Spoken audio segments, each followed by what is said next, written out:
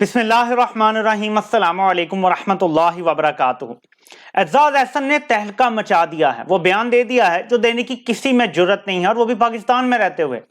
لوگ کہہ رہے ہیں کہ جلد ہی ویگو ڈالا آتا ہی ہوگا، لیکن حالات کچھ مختلف نظر آ رہے ہیں۔ آپ کو وہ بیان سناتا ہوں، پھر آپ کو بتاتا ہوں کہ امریکہ نے کون سے ٹاسک دیے ہیں امپورٹڈ جوکروں کو اور ان کے ہینڈلرز کو، اور پاکستان کو تباہ کرنے کے لیے کس طرح منظم طریقے سے کچھ چیزوں پہ عمل کیا جا رہا ہے، وہ میں آپ کو سب کچھ بتاتا ہوں۔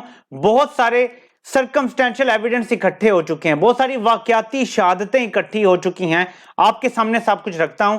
لیکن کیونکہ سب سے امپورٹنٹ چیز جو آج ہے، یہ ہمت کا کام ہوتا ہے کسی سیاسی لیڈر کے لیے یہ بات کرنا، وہ بھی ملک میں رہتے ہوئے۔ نواز شریف نے جب باتیں کی تھی نا، بڑھ کے ماری تھی، وہ فرار ہو چکا تھا تب کی تھی۔ سنیں اعزاز احسن نے کیا کہا ہے۔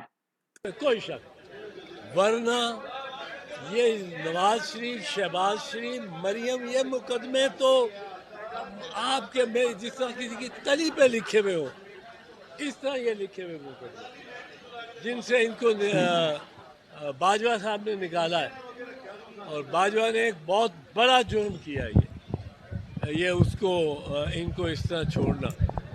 اور میں یہ سمجھتا ہوں کہ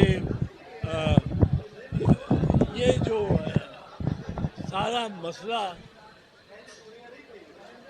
نیب آرڈیننس کا تھا، یہ نیب آرڈیننس تو صرف اور صرف سیاسی انجینئرنگ کے لیے استعمال ہے۔ ہاں جی، تو شریف خاندان کے کیس کس نے معاف کیے؟ نام لے دیا ہے اعزاز احسن نے۔ یہ کس نے بڑا جرم کیا؟ نام لے دیا ہے اعزاز احسن نے۔ اس کے بعد کیا کسر رہ جاتی ہے آپ مجھے بتائیں۔ ایک بندہ جو 60 سال سے زیادہ سیاست میں ہے، 50-60 سال سے زیادہ ان کی سیاست ہے، اس سارے سالوں میں اگر کوئی سب سے بڑا بیان ہے نا، تو آپ اس بیان کو کہہ سکتے ہیں جتنا کھل کے اور واضح دیا گیا ہے۔ اس کے بعد کوئی شک ابہام نہیں رہ جانا چاہیے یہ بیان کس کی طرف سے آ رہا ہے۔ اب بات کرتے ہیں اس منصوبے کی جو لانچ کیا گیا ہے، اور اس کے میں آپ کو سرکمسٹینشل ایویڈنس کچھ پہلے دکھانا چاہتا ہوں، پھر بات کریں گے اس پہ۔ سوات میں دہشت گردی جو واپس آئی، وہ تو آپ کو پتہ ہی ہے، اس پہ ہمارے وزیر دفاع کا بیان سن لیں۔ دہشت گردوں سے نمٹنے کا اولین فرض خیبر پختونخوا کی صوبائی حکومت کا ہے، اس کے بعد جا کر کسی ایجنسی کی یا ڈیفنس فورسز کی ذمہ داری بنتی ہے۔ یہ وزیر دفاع کا بیان آیا ہے۔ مراد سعید کیا چیخ رہے ہیں، لیکن اس کے ساتھ ایک اور چیز جوڑتے ہیں۔ ایک صارف رانا اویس لکھتے ہیں، فورن افیئرز پر پاکستان کے سینئر صحافی اور انتہائی میچور تجزیہ نگار عیسیٰ نقوی نے کہا ہے کہ پاکستان میں اینٹی چائنا یعنی چائنا مخالف اور امریکہ کی حمایت میں ایک مضبوط پروپیگنڈا کیمپین شروع ہو رہی ہے، جس کا ان کے پاس ثبوت بھی ہے۔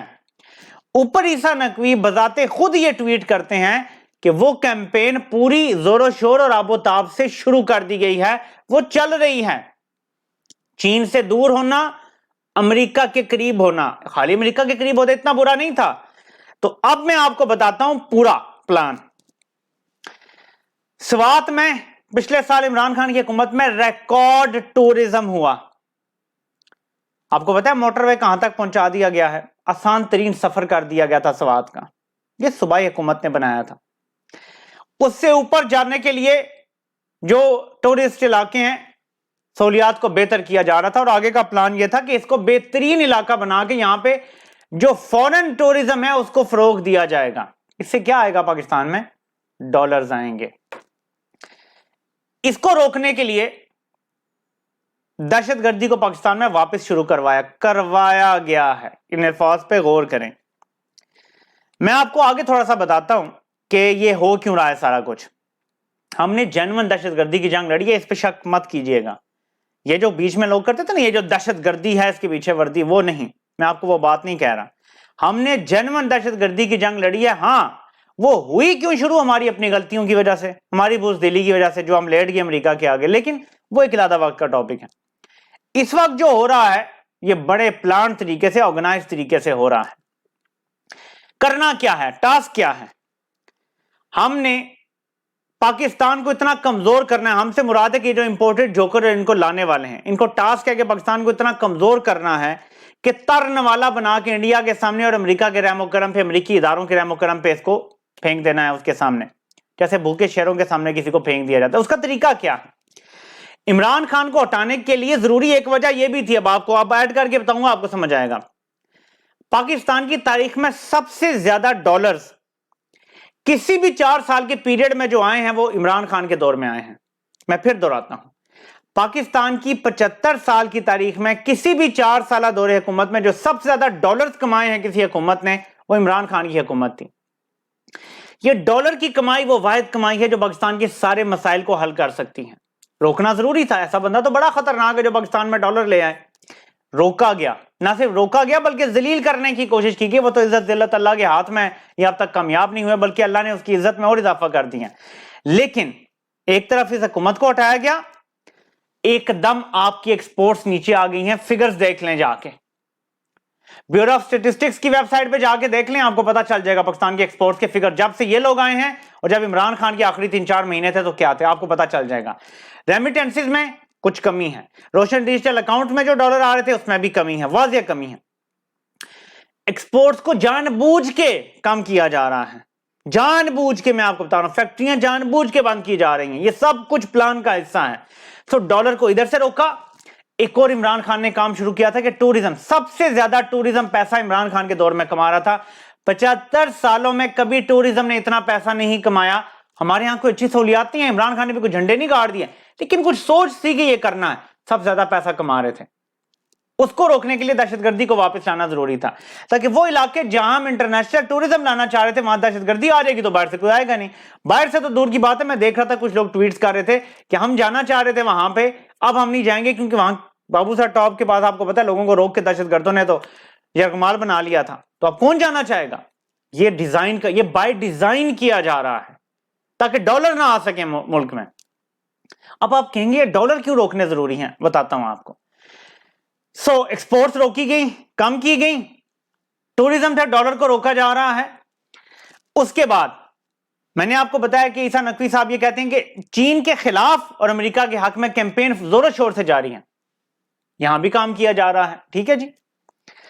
اب جب پاکستان میں ڈالر نہیں آئیں گے، چین سے بھی ہم دور ہو جائیں گے، تو کیا ہوگا؟ ہم صرف امریکہ کے در پہ کٹورا لے کے کھڑے ہوں گے اور وینٹیلیٹر ہمیں واقعتاً امریکہ کا ہی لگے گا۔ اس وینٹیلیٹر کے بدلے امریکہ کی کچھ ڈیمانڈز ہیں، چین سے دور ہونا ہے ہم نے، ظاہر ایک پہلی ڈیمانڈ، انڈیا کے قریب ہونا ہے ہم نے، اسرائیل کو تسلیم کرنا ہے ہم نے، پاکستان کو لبرل سیکولر لا دین سٹیٹ بنانا ہے ہم نے، یہ بات یاد رکھیں۔ اور عمران خان از آؤٹ۔ یہ 4-5 ڈیمانڈز ہیں امریکہ کی جو پوری کرنی ہے انہوں نے، جس کی طرف یہ سارے معاملات جاتے ہوئے نظر آ رہے ہیں۔ مراد سعید بیچارے چیخ رہے ہیں کہ ہمیں بتاؤ تو صحیح، ہمیں یہ نہ بتاؤ کہ اسٹاک ایکسچینج کہاں جا رہی ہے، ہمیں یہ نہ بتاؤ ڈالر کہاں، یہ تمہارا کام نہیں ہے، ہمیں بتاؤ دہشت گردی کیوں آ رہی ہے واپس۔